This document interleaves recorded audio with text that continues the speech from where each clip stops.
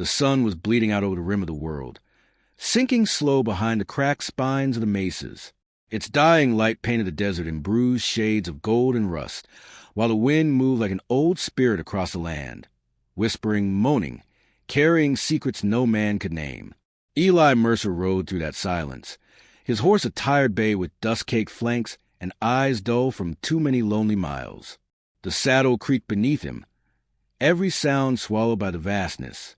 His coat hung heavy with trail grit, and his hat brimmed through a dark shadow over a face lined with loss and distance. He wasn't running anymore. He was simply drifting, letting the desert decide where his bones would rest. The air shimmered with heat, though the day was dying, and the ground beneath the horse's hooves cracked like old parchment. Now and then, Eli passed the ghost of what had been. A broken fence half buried in sand, a sun-bleached skull staring up at the heavens, a single boot lying where some traveler had fallen long ago.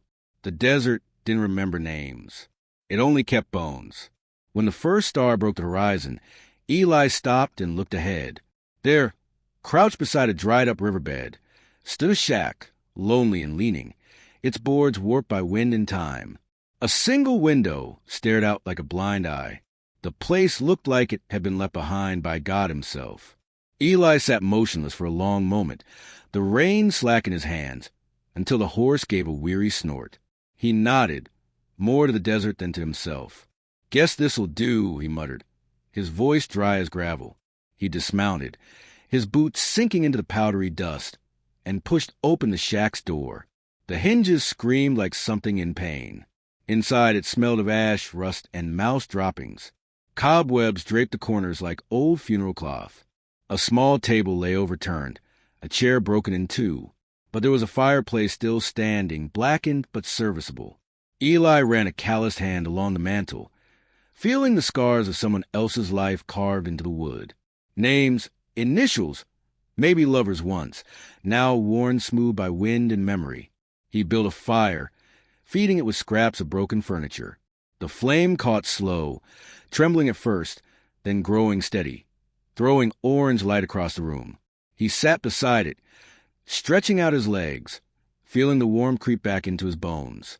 The wind pressed against the walls, making them groan as though the shack were alive and sighing. Outside, coyotes called long, lonely cries that rose and fell like hymns for the dead. Eli listened, eyes half closed, the firelight flickering in his tired gaze. He took a small flask from his coat and drank, whiskey sharp as winter, cutting through the desert chill. His thoughts drifted unbidden, to faces he no longer tried to remember, a woman's laugh, a child's voice, a gunshot echoing across some long-forgotten town. They all blurred together, the way memories do when there's no one left to share them. He had once been a ranch hand, then a drifter, then a man with a price on his head. Now he was just a name whispered by wind, another ghost in the making. He leaned back against the wall and let his eyes wander. Through the crack in the boards, the desert moon was rising, pale, cold, indifferent. The sand glowed silver, and the riverbed outside shimmered faintly under its light, though there was no water to catch it, only dust and memory. Yet, as he stared, Eli thought he saw movement, something subtle, like ripples where no wind blew. He blinked, and it was gone, just a shifting of moonlight. He told himself, just tired eyes seeing what they wanted. He lay down near the hearth, the fire low and warm, the night pressing close. The desert silence deepened, thick and almost alive. It wasn't the clean silence of peace. It was a heavy quiet of a place that remembered too much, the kind that makes a man feel like an intruder in the world. Somewhere far off, a lone owl cried. Then the wind changed direction, bringing with it a faint, almost human sigh, or maybe the echo of laughter carried from miles away. Eli frowned, sat up listening. The sound faded. Only the crackle of fire remained. He told himself it was nothing, lay back down, and closed his eyes. But as he drifted toward sleep, the fire flickered once, and the light caught on something in the far corner of the room. A small mirror, half buried in dust, reflecting not the fire but something pale and moving behind him. Eli turned sharply, heart hammering. Yet when he looked, the door stood closed, the night still. He exhaled slowly and chuckled under his breath. Desert's playing tricks again. He didn't notice that the wind outside had stopped entirely. Not a whisper, not a rustle. The desert was holding its breath. And somewhere beyond the dunes, near the dry river's bend, unseen eyes watched from the silver dark. The night settled over the desert like a black shroud, thick and breathless, swallowing sound and starlight alike. The small fire inside Eli Mercer's shack burned low, throwing weak light against the warped boards. Each flicker carved ghosts into the walls, shifting shadows that moved like things alive. Eli stirred, unable to sleep. He had been on the trail too long to trust stillness. The desert had a way of whispering to men who thought they were alone, and tonight those whispers felt close. He pushed himself up, the floor creaking beneath his boots, and stepped outside. The wind had died. The air hung cold and dry, heavy with the scent of sand and the faint sweetness of sage. The moon sat high and pale, hanging like an old coin above the ridgeline. Its light turned the world silver, every dune glimmering as though it had secrets under its skin. Eli walked a few steps toward the dry riverbed. His horse, tied to a weather post, lifted its head and snorted softly, uneasy. "Easy, girl," Eli murmured, patting her flank. His voice sounded small against a vast silence. He crouched near the old river's edge, fingers sifting through the sand. It was damp, faintly, impossibly damp. He frowned, rubbing the grains between his calloused fingers. There hadn't been rain here in months. He looked up again, and for a heartbeat, he thought he saw something, a shimmer like moonlight bending across moving water. But when he blinked, it was gone, replaced by lifeless dust. He stood there longer than he meant to, listening. The desert spoke in small sounds, the rasp of wind through dry grass, the creak of a shutter, the faint thump of his horse shifting its weight. Then faintly, somewhere far beyond the dunes, came another sound, soft, lilting, almost like laughter. It drifted across the air, so gently that Eli thought it might be memory. A woman's laugh, high and distant, carried by the moonlight. He froze, his pulse thudding slow and heavy in his chest. There shouldn't have been anyone out there. No ranches, no towns, not for miles. He waited, but the sound did not come again. Only the faint rustle of wind returned, sighing to the cottonwoods that clung to life along the empty river.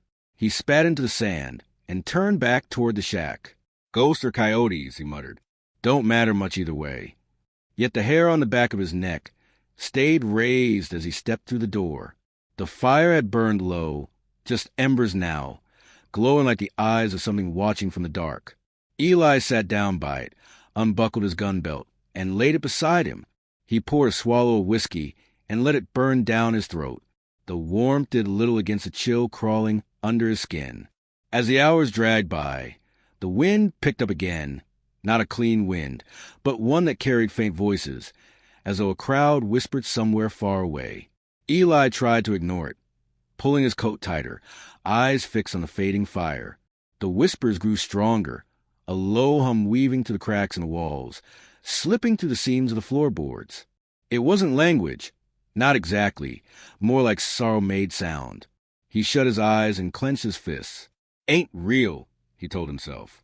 Just the wind and a tired mind. But when he opened his eyes again, the firelight was dancing strange. It cast shapes on the far wall, 3 tall shadows, standing still as tombstones. Eli's heart stuttered. He turned, revolver in hand, but there was no one there, only the empty doorframe and the whisper of sand against the window pane. He swallowed hard, lowered the gun, and ran a hand through his hair. "You're losing it, Mercer," he breathed. "Too many miles alone." He added more wood to the fire, the sparks rising like tiny stars before vanishing into darkness. Then he noticed something he hadn't before, a small carving near the hearthstone, half buried beneath soot and dust. He wiped it clean with his sleeve. 3 lines side by side, etched deep into the wood. Beneath them, a shape that looked like waves or maybe flames. He stared at it, unease crawling slow through his gut. He didn't know why, but it felt like a warning, a message left by hands long gone. Outside, the coyotes had gone quiet. Even the wind had hushed. The world felt paused, waiting. Eli looked through the cracked window. The moonlight had turned the land ghostly white, and far beyond the dunes, the air shimmered again, that same illusion of moving water, faint but steady this time. He blinked, rubbed his eyes, looked again. It was there unmistakably, the glint of a river running under moon. But there shouldn't have been a river. Not here. Not anymore. He stepped out onto the porch, slow and careful, gun drawn this time. The air bit cold against his face. He took one step off the porch, then another, boots crunching softly. The glow ahead was mesmerizing, silver light dancing where only sand had been. He walked closer, drawn as if by a dream. The closer he came, the louder it grew, not the laughter this time, but the sound of water, gentle, rippling, alive. His heart hammered in disbelief. The desert stretched endless, but before him now was a wide, shimmering stream, flowing silent under the stars. He stared, unable to breathe, and there by the far bank movement. 3 figures, faint and distant, gliding like smoke across the water's surface. He blinked hard, and they were gone. The river faded back to sand, leaving only the wind and the cold night. Eli stood frozen, his breath clouding in the moonlight. He felt small, like a trespasser in a world not meant for the living. After a long while, he turned and walked back to the shack, closing the door behind him. Inside, the fire had died completely, leaving only the whisper of the wind. He sat down, revolver across his knees, and stared into dark until his eyes burned. When at last he drifted asleep, he dreamed of water running beneath the desert, and 3 shadows standing by its edge, waiting for him to return. Dawn came slow and heavy, dragging light over the dunes like a weary traveler. The shack's roof leaked gold through its cracks, and the air smelled faintly of dust and wet clay. Eli Mercer opened his eyes to that pale morning, unsure at first if the strange visions of the night before had been dream or madness. His head throbbed and the silence pressed close, too deep, too deliberate. He stepped outside, boots sinking into cool sand. The wind was still, the horizon painted in soft peach and lavender, and a thin veil of mist coiled above the dry riverbed. Somewhere far off, a hawk cried, lonely and distant. Eli rubbed his jaw, squinting toward the place where he thought he had seen the river shimmer hours ago. Nothing but sand now, nothing but emptiness. And yet the ground looked different, darker, damp in patches, as though water had truly passed through in the night. He crouched and touched it. Wet, not just dew, real water. He lifted his hand, staring at the drops glistening between his fingers like small pieces of the moon. A chill ran through him. He saddled his horse, speaking softly to calm her, though his own heart was uneasy. "We'll take a ride," he muttered. "See what the desert's hiding." The horse's ears twitched, reluctant but obedient. Together they rode east, following the faint trail of darkened sand that curved and twisted between the dunes. The morning sun climbed higher, burning off the mist, until the desert began to shimmer again. That strange silver glow that wasn't heat, wasn't light, but something in between. Eli slowed his horse. Ahead, beyond a row of cottonwoods that shouldn't have been alive in such a place, something glittered, moving water. He dismounted and stepped closer, boots sinking into the soft, wet soil. It was real, a narrow stream cutting through the desert, gentle and clear, flowing as though it had been there for centuries. The air was cooler by the water, filled with the scent of wet earth and blooming sage. Eli stared, speechless. He dipped his hand into the stream, cold as mountain snow.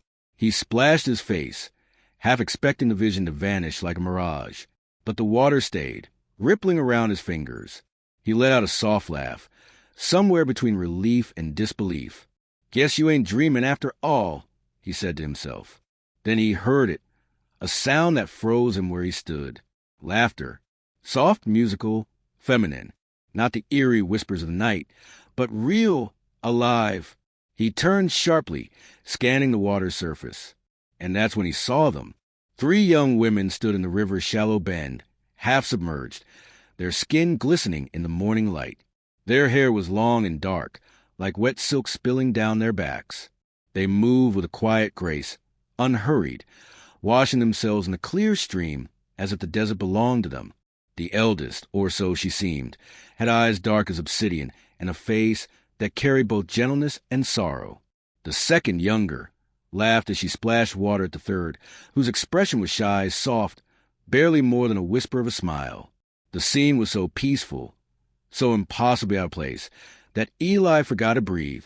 He stepped back, trying not to startle them, but his boot cracked a branch.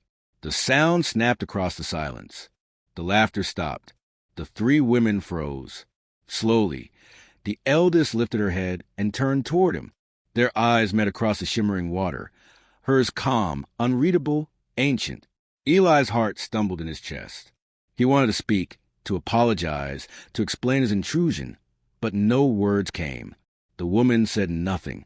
She only looked at him, her gaze neither frightened nor angry, just knowing. For a long, suspended moment, the desert held its breath again. Then, without a word, the women began to move, gliding toward a far bank, their forms fading like mist as they entered the trees. Eli stood rooted to the spot long after they disappeared. The sound of water carried on, but the laughter was gone. He looked around. There were no footprints on the opposite shore, no broken reeds, no sign that anyone had been there at all. Only the river remained, flowing silent and clear. He crouched, touching the water again, as though to test reality. Still cold, still there. He swallowed hard, feeling his pulse in his throat. Back on his horse, he turned toward the shack, every step heavier than the last.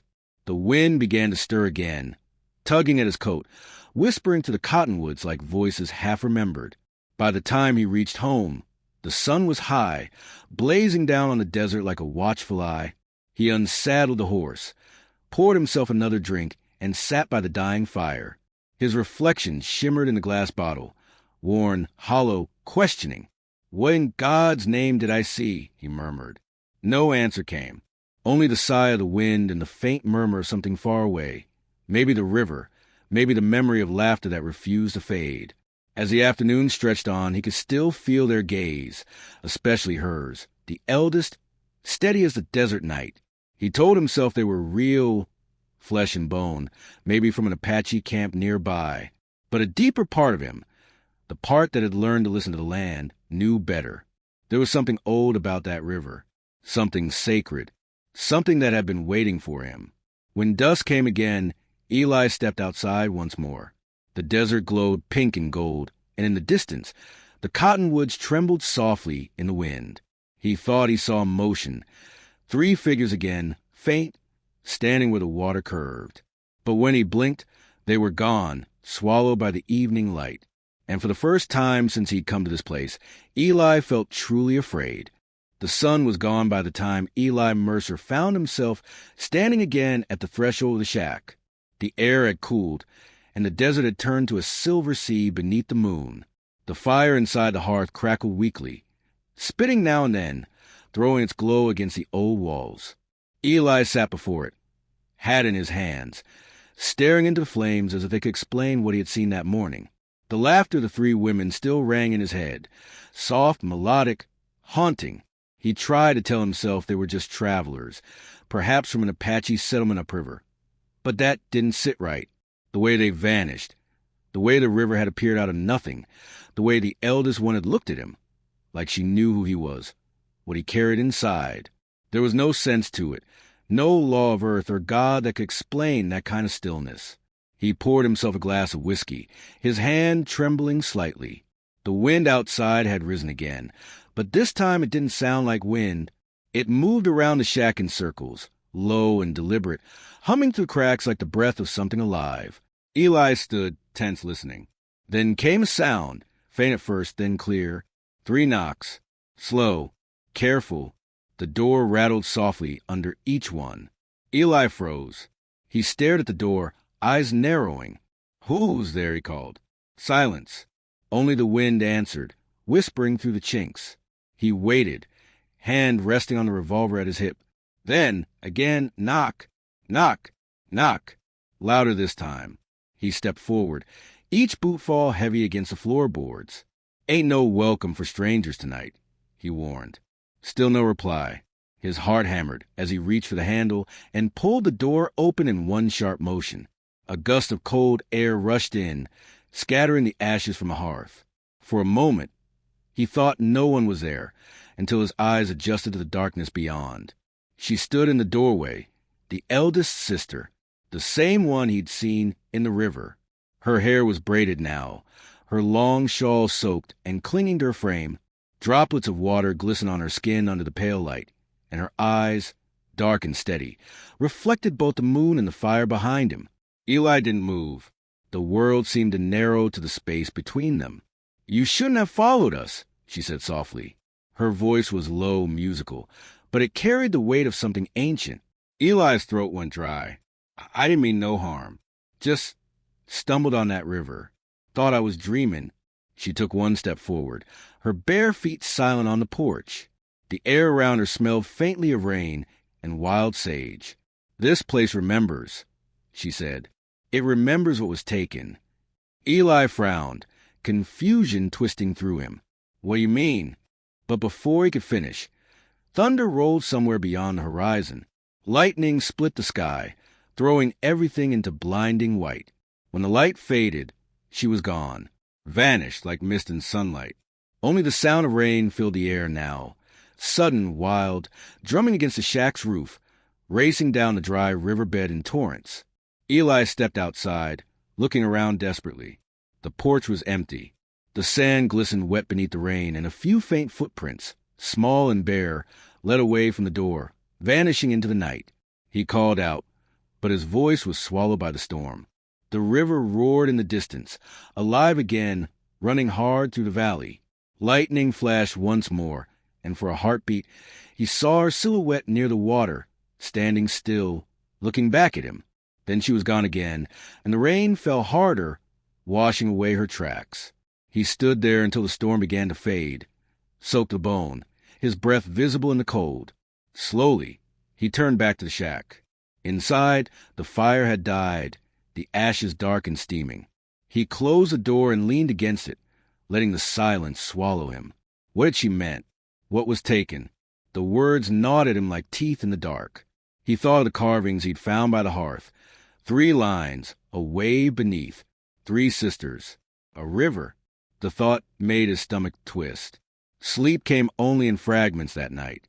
When he did drift off, he dreamed of water again, the river stretching endless, the 3 sisters standing in it, their faces half lit by lightning. They beckoned to him, not in menace but in sorrow, their lips moving in words he couldn't hear. And behind them, in the depths of the water, something stirred, shapes, shadows, memories perhaps. He woke with a start, breath ragged, heart pounding. The fire was out. The night was still. He rose and went to the door, opening it just a crack. The storm had passed, leaving the desert washed clean. Moonlight glittered on puddles where no water had been in years. He stepped outside barefoot, the cool mud sucking gently at his soles. The air smelled of new life, but beneath that sweetness was something else, something like morning.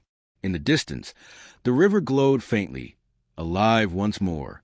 Its song reached him even here, soft, ancient, calling. He wanted to turn back inside, to shut the door, to pretend he hadn't seen or heard a thing.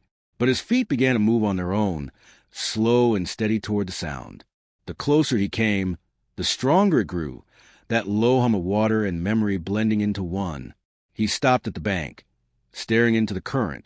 The moonlight danced on its surface, and for a moment he thought he saw faces there, not the sisters, but others. Old faces, hollow-eyed, watching from beneath the water. Then the wind shifted, and they were gone, leaving only ripples and reflection. Eli shivered, stepping back. "I don't belong here," he whispered to the night. "Whatever this is, it ain't my burden." But the river said nothing. It only moved on, endless and patient, whispering through the reeds. And somewhere deep beneath that water, something answered his words. A sigh, long and low, that sounded almost like his name. By the time the morning sun rose again, the desert had transformed. What had once been a wasteland of cracked clay now shimmered with veins of silver and pools of clear water.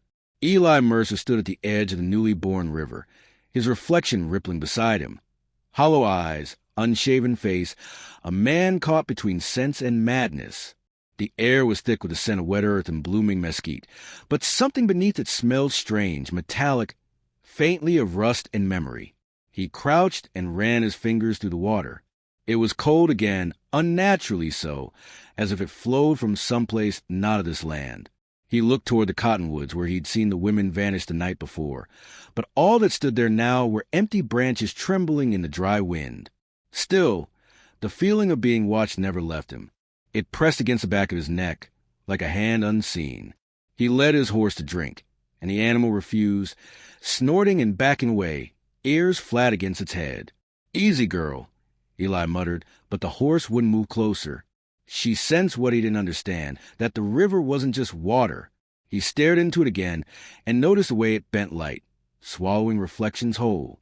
When a breeze passed over, he saw what looked like faces, dozens of them, flickering just below the surface, watching him with glassy eyes. They faded before he could be sure, but his gut told him this place wasn't meant for the living. He turned away, leading the horse toward higher ground, when a voice stopped him cold. "You shouldn't be here." It was soft but close, right behind him. Eli spun, hand instinctively reaching for his revolver, but he didn't draw. Standing by the water's edge was the second sister, the younger one, the one who had laughed by the river that morning. Her expression wasn't playful now. Her eyes were deep pools of sorrow. Her dress clung to her body, dark and soaked as if she had just stepped from the current. "You saw us," she said, her tone neither question nor accusation. Eli nodded slowly. "Didn't mean no harm. I just found this place. Didn't know anyone was here." She looked down at the river, her long hair falling like a curtain around her face. "No one should find it," she whispered. "This water wasn't meant to flow again." The word sent a chill crawling up his spine. "What are you talking about?" he asked, stepping closer, but she backed away until her feet touched the current. "You brought it back," she said softly, eyes shining with grief. "The land remembers blood, and the river remembers promises." Before Eli could ask what she meant, a gust of wind tore through the valley, and she was gone, vanished like smoke into sunlight. Only the ripples remained, spreading slowly across the river's surface. Eli fell to his knees, gripping the earth with both hands, his mind spinning. He thought back to the strange carvings in his cabin, the symbols of waves and three figures etched into the stone long before he arrived. He remembered the trader who'd sold him the land, the way the man's eyes had darted when he mentioned the price. "Ain't much left there," the trader had said. "Just ghosts and bad memories." Eli had laughed then, thinking it was superstition. Now he wasn't so sure. By noon, he found himself riding toward the nearest town, Dry Gulch, a crooked line of weathered saloons and rusted signs 15 miles north. He needed answers, and whiskey alone wouldn't give them. The desert heat bore down hard, but even in that blazing sun, the thought of the river's cold water lingered in his bones. When he finally reached the town, the streets were half empty, dust swirling around the feet of a few locals lingering outside the saloon. The piano inside played a lazy, uneven tune. Eli tied his horse and pushed through the swinging doors. The place smelled of smoke, sweat, and spilled gin. A few heads turned when he entered. Strangers weren't common in Dry Gulch. He found the barkeep polishing glasses, a lean man with gray whiskers and wary eyes. "Whiskey," Eli said, voice low. The barkeep poured without a word. Eli drank, then leaned closer. "You ever hear of a river running near Black Hollow?" The barkeep froze mid-wipe. Slowly, he set the glass down. "Ain't no river there," he said flatly. Eli's jaw tightened. "There is now." The barkeep's eyes narrowed. "You seen it?" Eli nodded. The man's face paled. "God help you." A silence fell over the room. The piano stopped. Eli looked around. A few old men at a corner table were staring at him, one whispering to another. He turned back to the barkeep. "What do you know about it?" The man sighed, rubbing his chin. "Used to be a river there, long time ago. Whole settlement by it. Apache and settlers living side by side. But something happened. They say the water turned black one summer, full of sickness and death. Folks started vanishing. The chief's daughters, 3 of them, were said to guard the water, keeping it pure. But when men came to take the land, they fought back. Blood spilled, and the river died with them. Ain't flowed since. Eli felt the words land like stones in his gut. 3 daughters, he murmured. The barkeep nodded. Ain't no daughters left now, son. Just a curse. Eli finished his drink in silence, the burn of whiskey barely touching the chill that had settled inside him. When he left the saloon, the sun was setting, painting the sky in crimson and gold. The desert stretched before him, vast and waiting. Somewhere out there, the river moved again, alive after decades of silence, and the sisters bound to it had returned with it. He mounted his horse, glancing once more toward the horizon. The wind carried a faint echo, laughter, or maybe the sound of water over stone. Either way, it called to him, gentle and relentless. He knew he'd go back. He couldn't stay away now. Whatever haunted that land was tangled with his fate. As the first stars blinked to life above the desert, Eli turned south toward the shack, where the night waited and the river whispered his name. Night fell heavy over the desert as Eli rode back toward the shack, the stars veiled by gathering clouds.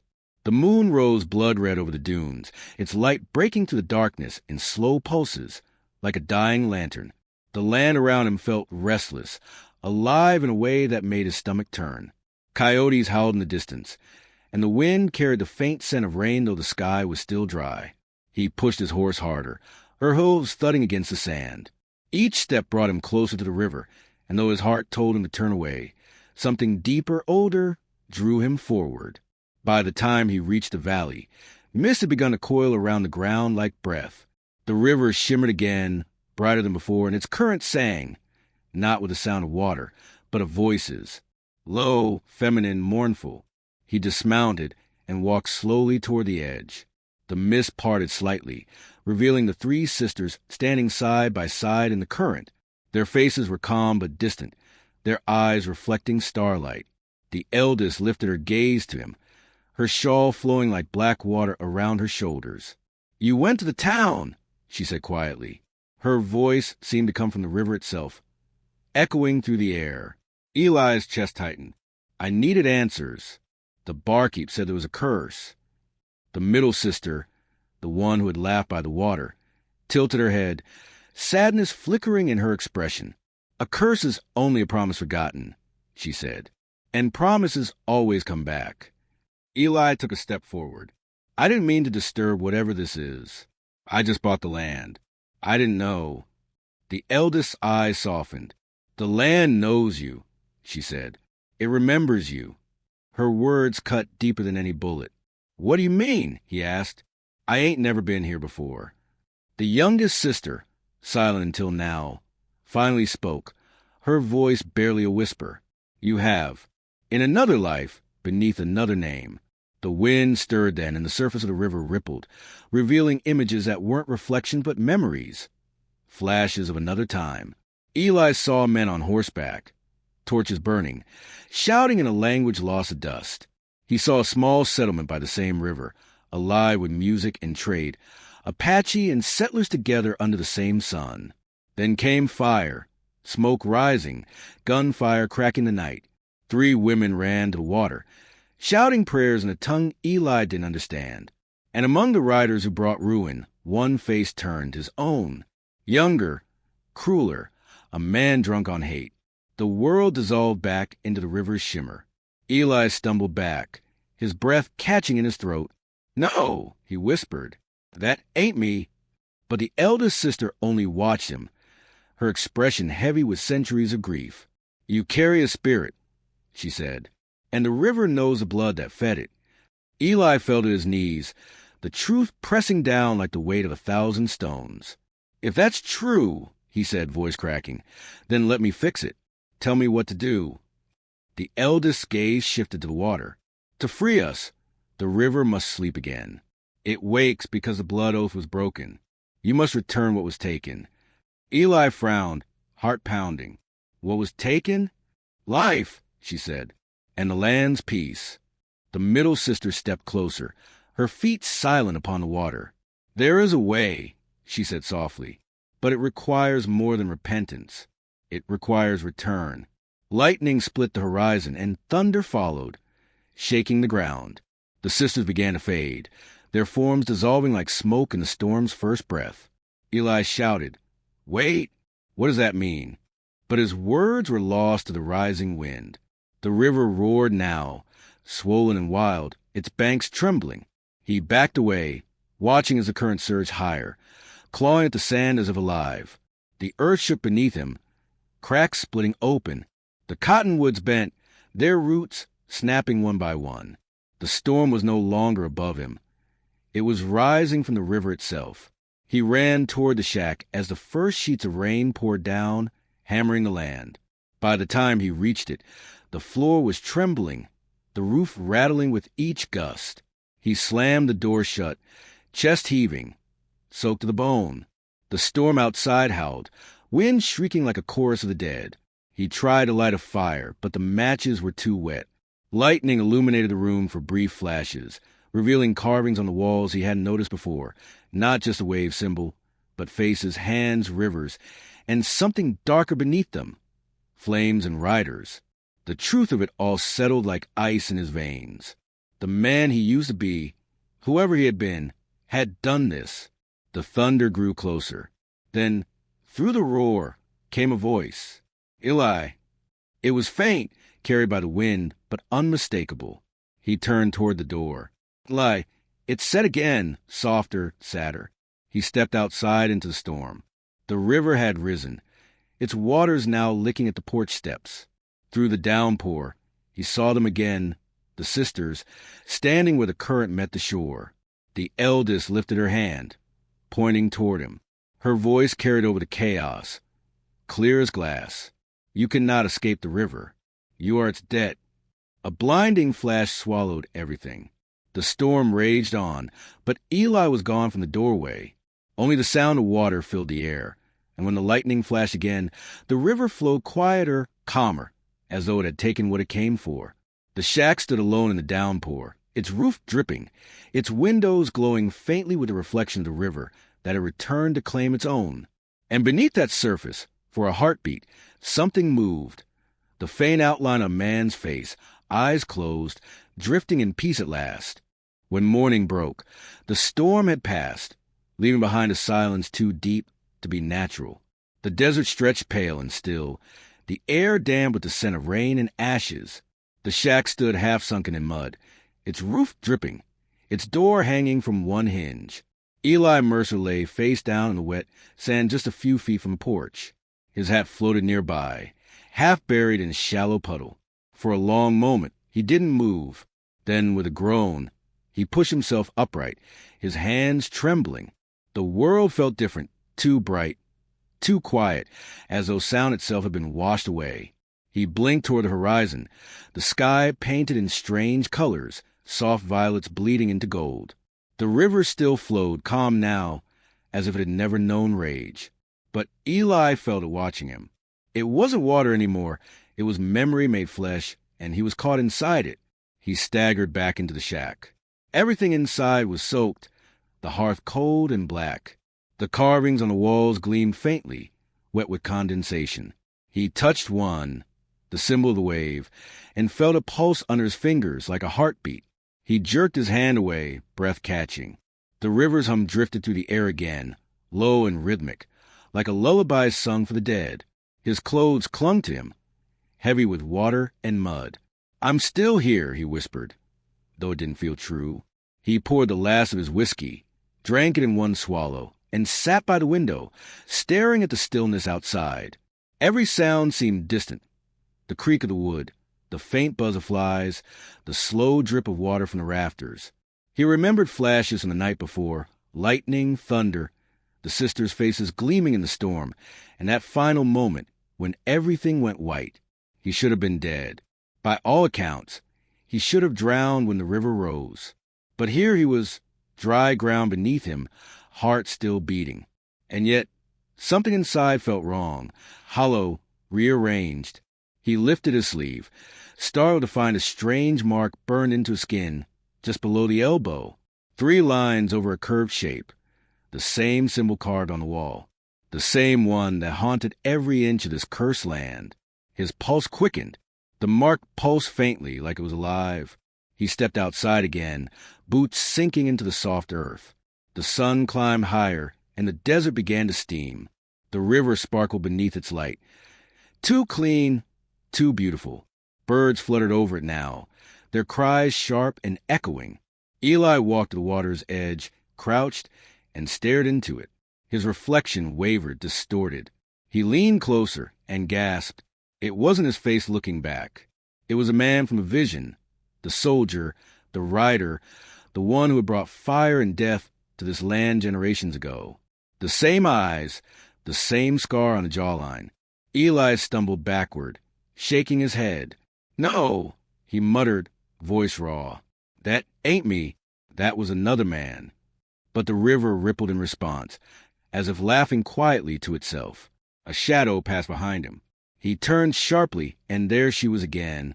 The eldest sister stood barefoot on the bank, her dark hair falling loose over her shoulders, her expression calm, sad, knowing. "You remember now," she said softly.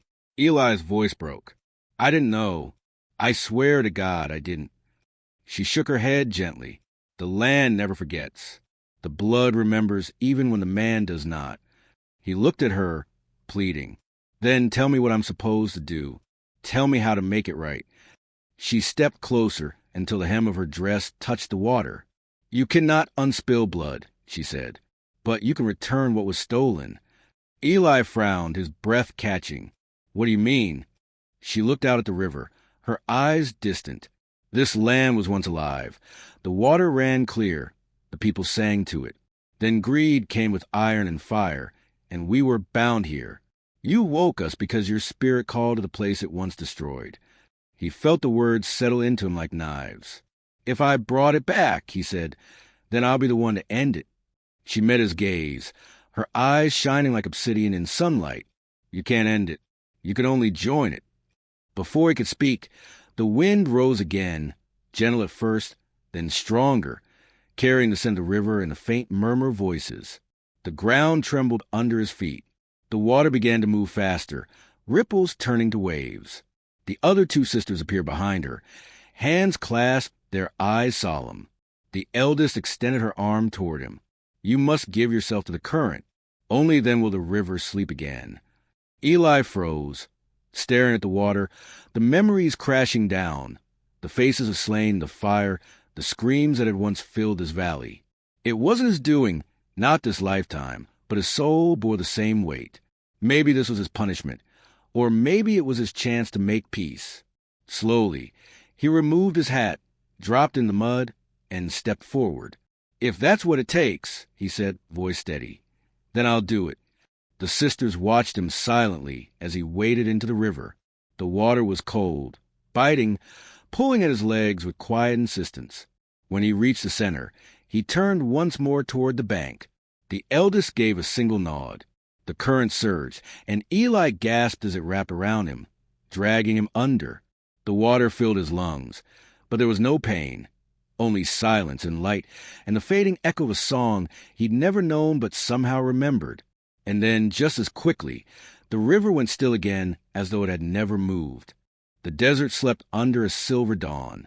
The storm clouds were gone, and the air shimmered faintly with the scent of rain and dust.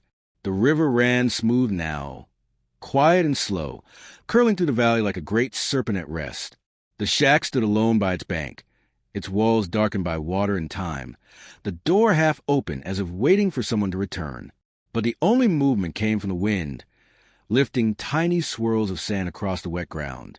Eli Mercer's horse wandered nearby, reins dragging, nostrils flaring in the cool air.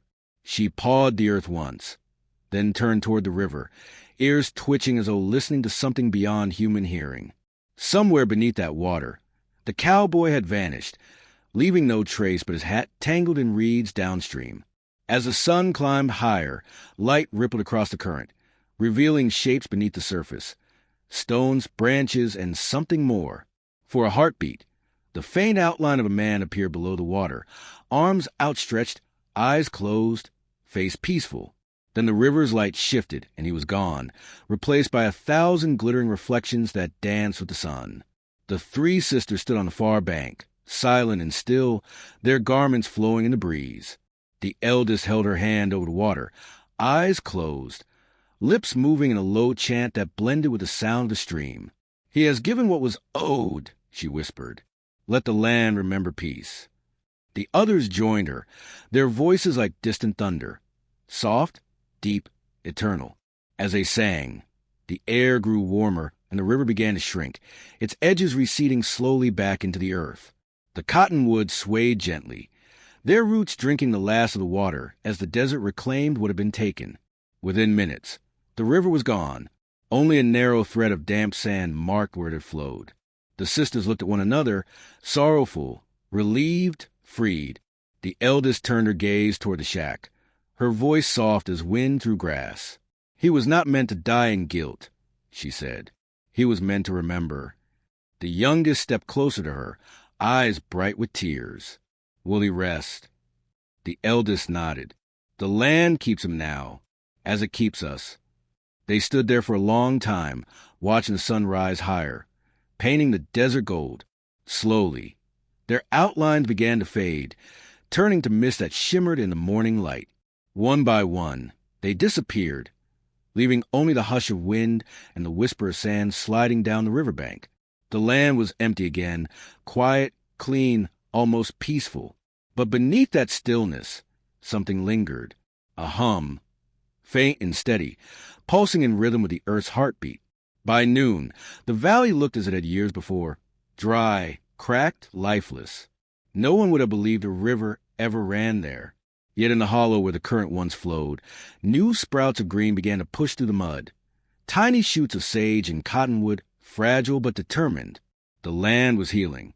A hawk circled overhead, its cries slicing through the silence. And for a moment, it sounded like laughter carried by the wind. Weeks passed before anyone from Dry Gulch rode out to check the old shack. The trader who had once sold Eli the land came with 2 men, their horses kicking up dust as they approached. The air felt different here, heavy but calm. They called Eli's name, but only echoes answered. Inside the shack, everything was still, the bed untouched, the bottles empty, the carvings on the wall dry and smooth, as if newly polished. But on the table lay something no one could explain, a river stone, smooth as glass, shaped like a heart. Etched across its surface was a faint symbol, 3 lines over a wave. The trader picked it up, frowning. "He must have left," one of the men said. The trader shook his head slowly, eyes scanning the horizon. "No," he murmured. "The land took him." They buried the stone outside by the cottonwoods, saying nothing more. When they rode off, the valley fell silent again. The sun burned low, casting long shadows across the dunes. And when night came, the moonlight revealed what daylight could not. Faint ripples running to the dry riverbed, glimmering silver like veins beneath skin. If you listened closely, the air carried a sound like slow water, whispering through the dust. Far below, deeper than any grave, Eli Mercer's spirit drifted in a river that no longer belonged to the world of men. He stood once more beneath a silver sky. The sisters beside him, the water endless and calm. He looked at them and smiled faintly. "Guess the desert got what it came for," he said. The eldest nodded. "And gave you what you needed." He turned to look out across that eternal current, a place of both peace and penance. The water shimmered, reflecting starlight that wasn't from any known sky. "Maybe this is home," he whispered. The river answered in silence, flowing onward forever. Back in the waking world, travelers would sometimes claim they heard strange sounds near the valley on moonlit nights, water where no river ran, laughter carried by the wind, and the soft neigh of a horse that no one could see. They said if you stood still long enough, you'd feel the ground breathe beneath your boots and hear a whisper calling your name. Few dared stay after dark. The land was calm now, but it remembered, and somewhere beneath the sands, the river still dreamed, waiting, watching, alive.